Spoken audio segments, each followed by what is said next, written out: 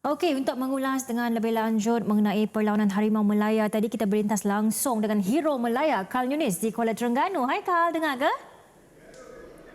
Yes, dengar Dayang. Teruskan. Tak sia-sia kita hantar Kal ke sana lah Dayang. Terus menang 10-0. Carl, apa antara intipati reaksi panggon di sidang media selepas pesta gol tadi, Carl? Okey, baik Dayang. Banyak reaksi yang kami perolehi untuk kita kongsikan bersama penonton Nadia Arena. Yang pertama sekali kan, untuk menekankan satu perkara yang agak-agak serius, iaitu Kepanggon tidak mahu kejayaan meledak 10 gol, iaitu kemenangan terbesar sejak mengemudi skuad Harimau Melaya terbawa-bawa pada aksi antarabangsa yang terusnya. Kita tahu kan jurang kualiti untuk kedua-dua pasukan ini cukup ketara, dan atas faktor itu Kepanggon mahu anak buahnya fokus dengan apa yang direncanakan sebelum dan juga selepas perlawanan.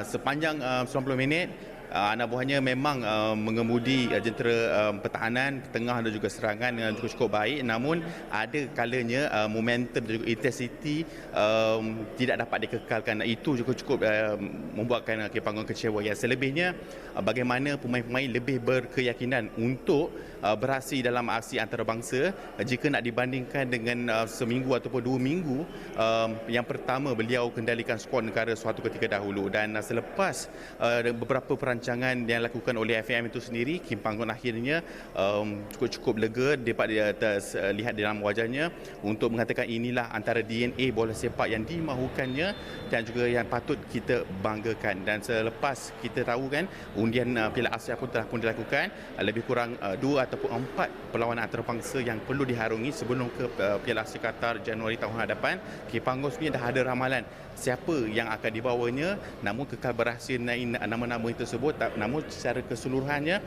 DNA Malaysia yang kita dapat lihat pada malam ini cukup ketara, dan DNA inilah akan diperadukan di medan perang di Asia Qatar Januari tahun hadapan. Itu antara pengesahan daripada coach Kepanggon.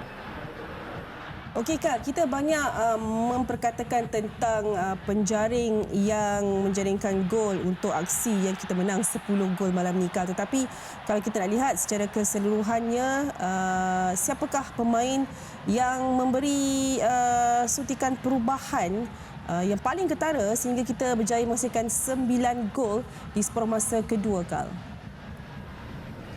Soalan itulah yang kami tanyakan kepada Kepanggon, dan cukup berang dengan soalan itu.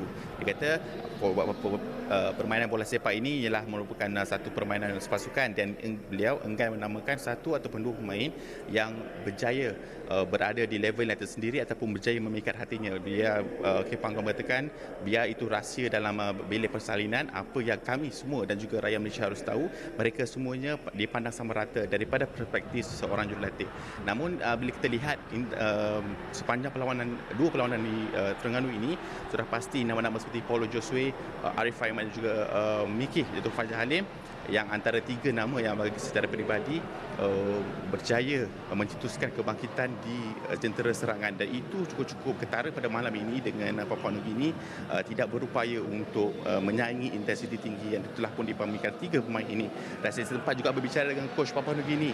Rupa-rupanya seorang pun dalam camp Papua Nugini ini bukanlah pemain profesional. Semuanya lah separuh profesional, dengan rata-rata pemain mereka ini merupakan pelajar di universiti atau mahasiswa. Selebihnya mereka bekerja di pulau ataupun resort di Papua Nugini, dan atas faktor itu beliau tak adalah rasa kecewa sangat dapat tewas 10-0, namun dapat beraksi dengan antara salah satu pasukan terbaik seperti Malaysia ini sudah cukup menggembirakan anak buahnya.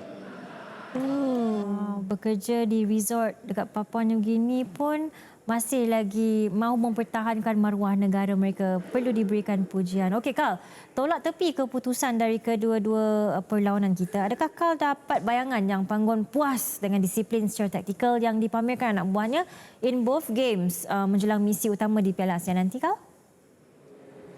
Okey, mengenali Kepanggon ni, dia ni jaranglah nak puas.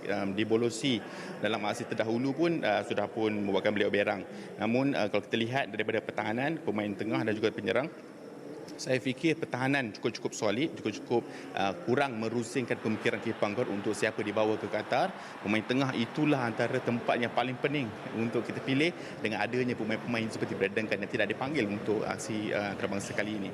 Pemain seperti Mukhadir Jumal Safawi yang malam ini pun cukup berbisa di hadapan gol. Kita dapat lihat dengan posisi yang paling sukar untuk Kipanggon untuk meluahkan 24-25 pemain terbaik untuk Piala Asia Qatar ialah pemain tengah. Selebihnya penyerang beliau sudah pun memiliki identiti dengan Darren Lock mengetuai selaku penyerang tunggal yang beliau inginkan. Bersama malam ini kita dapat lihat Sharif Fikri 20 minit yang cukup bermakna buat dirinya walaupun gagal mendirikan gol, namun pergerakan tanpa bola oleh Sharif Fikri ini juga harus diberikan perhatian dengan memenangi saya fikir 3 ataupun 4 perebutan bersama dengan pertahanan Papua Nugini. Selebihnya dapat lihat separuh daripada skuad ini sudah pun ada dalam bayangan Kipanggon. Dan ada lagi pemain yang tidak dipanggil seperti Nazmi Faiz daripada JDT dengan Nasuk Isa yang terpaksa diketepikan sebelum perlawanan ini. Itu antara nama-nama yang akan dibawa ke Qatar Januari tahun hadapan. Ya, sampai berpeluh-peluh dahi Kal bercerita dekat kita, Su. Kal, seronok Kal cover game ni. Terima kasih Kal. Sama-sama, penat berlari ni daripada PC. Thank you, Kal. Good night.